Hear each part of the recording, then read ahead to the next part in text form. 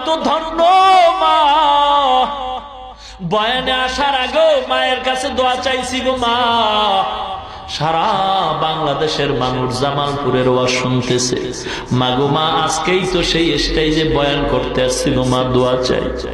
মা দোয়া করছেন বাবা। আমি বলি মা, আপনাদের মতো মা বড় ধন্য মা, সারা দুনিয়ার মানুষ সম্মান করে গো মা। একটু দোয়া করবেন আল্লাহ যেন ইখলাস অন্তরে রাখে, অহংকার যেন অন্তরে ঢুকানোর সুযোগ না পায়। এ জামালপুরের মা বোনেরা গো, মাইকের আওয়াজ কি চায় না? বিন্দু বাবাজিরা গো, মনটা কি চায় না তুমি একজন আলেমের বাবা হইবা, হাফেজে কোরআনের বাবা হইবা? রমজান মাসে তোমার সন্তান হাজার হাজার মানুষকে তারাবি পড়াইবে, খতমে তারাবি। ওই মহিলা দোয়া করে, আল্লাহ তুমি আমার সন্তান যাও দিছো, ওর বাবা নিয়ে গেছো, এখন আমি কেমন করে সন্তানটারে আলেম বানাবো? কপাল পুড়ে গেছে, টাকা নাই পয়সা নাই, কেমনে সন্তান আলেম হবে?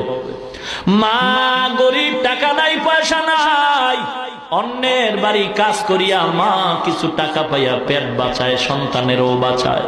আস্তে আস্তে সন্তান যখন বড় হয়, সন্তান বুঝের হয়ে গেছে, কথা বলতে পারে, লেখাপড়ার সময় অতিক্রম হতে চলছে, সন্তানের হাত ধইরা কয়, মা আমার বুক ভরা আশা আমার পূরণ হয় নাই গো সন্তান।